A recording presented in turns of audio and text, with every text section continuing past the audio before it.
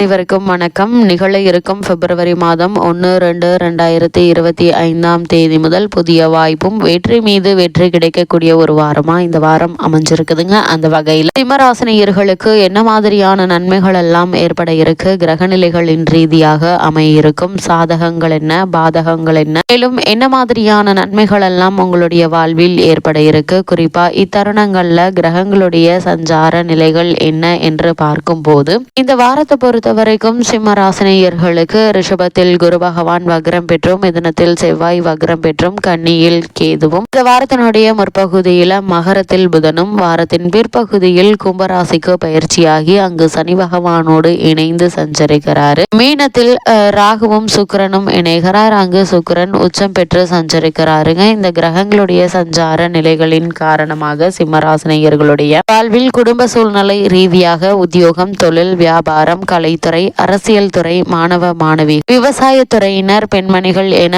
அனைவருக்குமே என்ன மாதிரியான நன்மைகள் எல்லாம் உங்களுடைய வாழ்வில் ஏற்பட இருக்கு என்பது குறித்தான முழுமையான பதிவு தான் இந்த வீடியோல நம்ம விரிவா பார்க்க போகிறோம். அந்த வகையில சிம்மராசினியர்களுக்கு இந்த பிப்ரவரி மாதம் 1-2-2025 முதல் மேலும் என்ன மாதிரியான முன்னேற்றங்கள் எல்லாம் உங்களுடைய வாழ்வில் ஏற்பட இருக்கு என்று பார்க்கும்போது உங்களுடைய ராசிக்கு சூரியன் 6ல் இருப்பது நல்ல ஒரு அமைப்பு என்று தாங்க சொல்ல வேண்டும். அது மட்டும் இல்லாம உங்களுடைய ராசிக்கு அரசாங்க அனுகூலம் உண்டாகக்கூடிய ஒரு தருணமாகவும் அமைஞ்சிருக்குதுங்க. ஆத்ம பலம் அதிகரிக்குங்க. அது மட்டும் இல்லாம 11ஆம் இடத்தில் செவ்வாய் அமைந்திருப்பதால வீடு மனை விஷயத்தில் திருப்தியான மாற்றங்கள் ஏற்படுங்க. ரியல் எஸ்டேட் தொழில் லாபம் கிடைக்குங்க. வாங்கிய இடம் நல்ல விலைக்கு போவதால் கைகள்ல பணம் புரளக்கூடிய ஒரு வாரமாகவே இந்த வாரம் அமைஞ்சிருக்குதுங்க. பாக பிரிவினை நன்றாக முடியுங்க. அலுவலகத்தில் உங்களுக்கு கீழ் பணிபுரிந்தவர்களுக்கு உங்களுக்கு உரிய அங்கீகாரம் கிடைக்க இருக்குது. இதனால் புதிய வாய்ப்புகள் உங்களை தேடி வர இருக்குதுங்க. புதிய முதலீடுகள் செய்யும் வாய்ப்பும் ஏற்பட இருக்குது. இப்படிப்பட்ட சந்தர்ப்ப சூழ்நிலைகளை சாதகமாக பயன்படுத்திக் கொள்வது உங்கள் கையில தாங்க இருக்குது. உத்தியோக உயர்வும்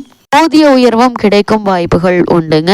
8ல் உச்சம் தரும் சுக்கிரன் உங்களுக்கு ஏற்றத்தை தருவார். இப்படிப்பட்ட சந்தர்ப்ப சாதகங்களை பயன்படுத்தி வெற்றி மீது வெற்றி அடையக்கூடிய ஒரு வாரமா தான் இந்த வாரம் அமைஞ்சிருக்குதுங்க. சிம்மராசினியர்களை பொறுத்த வரைக்கும் மேலும் என்ன மாதிரியான விஷயங்கள்ல நீங்கள் கவனமாக இருக்க வேண்டும் என்று பார்க்கும்போது உங்களுடைய ராசிக்கு 2ல் உள்ள கேதுவும் 8ல் உள்ள ராகுவும் நீங்கள் எதுவும் ஒரு முறைக்கு இருமுறை சிந்தித்து செயலாற்ற வேண்டிய கட்டாயத்தை எடுத்து காட்டுது. அப்படி நீங்கள் எல்லா விஷயத்தையும் ஒரு முறைக்கு இருமுறை சிந்தித்து செயலாற்றும் போது எதிர்பாராத பல வெற்றிகள் உங்களுக்காக காத்திருக்குதுங்க. கவனக்குறைவாக வார்த்தைகளை நீங்கள் உபயோகிக்க வேண்டாம். கூடுமான வரைக்கும் அமைதியாகவும் பொறுமையாகவும் இருப்பது நல்லது. கணவன் மனைவியின் உடல் நலன்ல எச்சரிக்கையாக இருங்க. சிறு உடல் உபாதை என்றாலும் கூட உடனே மருத்துவரிடம் அணுகி இதற்கான சிகிச்சை எடுக்கும் பட்சத்தில் எதிர்பாராத வீண் விரைய மருத்துவ செலவுகள் ஏற்படுவதற்கான வாய்ப்புகள் இல்லைங்க. அதே போல் மனைவி வழி உறவுகளால் நல்ல ஒரு முன்னேற்றம், பொருளாதார முன்னேற்றம் ஏற்படுவதற்கான சாத்தியக்கூறுகள் உள்ளது என்பதை கிரகநிலைகள் அறிவுறுத்துது. அது மட்டும் இல்லாமல் இந்த வார கிரகநிலைகளை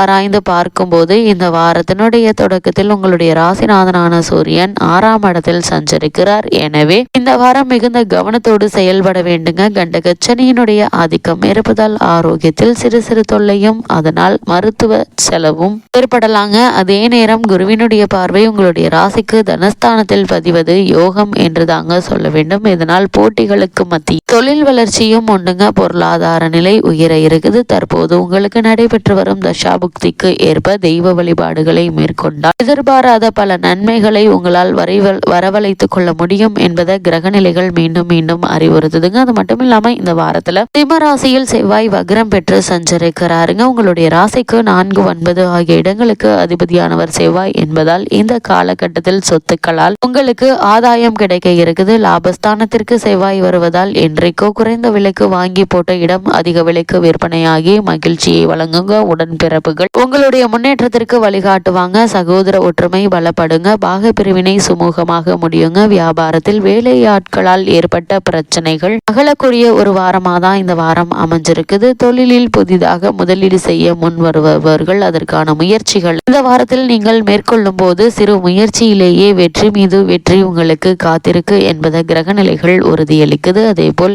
இந்த வாரத்துல முற்பகுதியில மகர ராசியில் புதன் பகவான் சூரியனோடு இணைந்து புத ஆதித்ய யோகத்தை ஏற்படுத்துகிறாருங்க. அதாவது உங்களுடைய ராசிக்கு அவர் 6ஆம் இடத்திற்கு வரும்போது உத்தியோக உயர்வும் பதவி உயர்வும் கிடைக்க இருக்குது. புதிய வேலைக்கு முயற்சித்து வருபவர்களுக்கு ஒரு சிறு முயற்சியிலேயே நல்ல ஒரு நிறுவனத்தில் நல்ல ஒரு ஊதியத்துடன் கூடிய வேலை கிடைக்க இருக்குதுங்க. இந்த வாரத்தில் வருமானமும் அதிகரிக்குங்க. இந்த நேரம் புதிய கிளை தொழில் தொடங்கும் சூழ்நிலை உருவாகும்.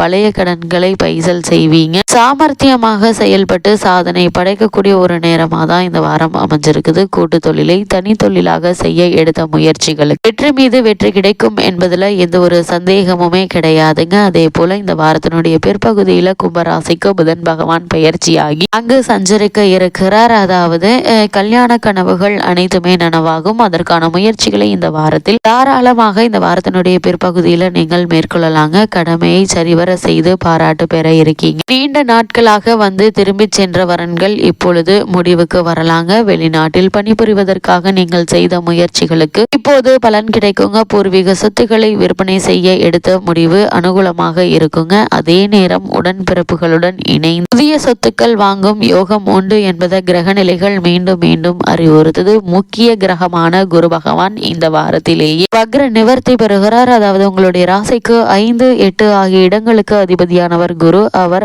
அந்த வகையில் பூர்வ புண்ணிய ஸ்தானாதிபதியான குரு பகவான் வக்ர நிவர்த்தியாவது என்பது நன்மையை வாரி வழங்கக்கூடிய ஒரு கிரக சஞ்சாரம் என்று தாங்க சொல்ல வேண்டும். அந்த அளவிற்கு இழப்புகளை ஈடு செய்ய புதிய வாய்ப்புகள் உங்களை தேடி வர இருக்குது. இடமாற்றம் பற்றிய சிந்தனை மேலோங்குங்க. பழைய பாக்கிகளை தீர்க்க ஆர்வம் காட்டுவீங்க. வெளிநாட்டிலிருந்து தாய்நாடு திரும்ப முடியாமல் இருந்தவர்களுக்கு இப்பொழுது நல்ல தகவல் கிடைக்கக்கூடிய ஒரு தருணமா தான் அமைஞ்சிருக்குது. பூர்வீக சொத்துக்கள் லாபம் தருங்க. பஞ்சாயத்துக்கள் சாதகமாக முடியும் என்பதால் நீங்கள் கவலைப்பட வேண்டிய அவசியம் இல்லைங்க. இருந்தாலும் பிள்ளைகளால் சில பிரச்சனைகளை சந்திக்க நேரிடும். அது மாதிரியான நேரங்கள்ல பொறுமை நிதானம் மிக மிக அவசியங்க. அதே போல் சுக்கிர பகவானை பொறுத்த வரைக்கும் மீன ராசிக்கு பயிற்சியாகி ராகுவோடு இணைந்து உச்சம் பெறுகிறாரு. உங்களுடைய ராசிக்கு 3, 10 ஆகிய இடங்களுக்கு அதிபதியான சுக்கிரன் தொழில் மற்றும் சகாயஸ்தானத்திற்கு அதிபதியான அவர் உச்சம் பெறுவதால் தொழிலில் முன்னேற்றம் உண்டு. கூடுதல் லாபமும் கிடைக்குங்க. பணப்புழக்கம் இந்த வாரங்கள்ல நன்றாக இருக்குங்க. குறிப்பா மண்மனை வாங்கும் யோகமும் சிம்மராசினியர்களுக்கு ஏற்படக்கூடிய ஒரு வாரமா இந்த வாரம் அமைஞ்சிருக்குதுங்க. கலைத்துறையை சேர்ந்தவர்களுக்கு கௌரவிக்கப்படுவீங்க.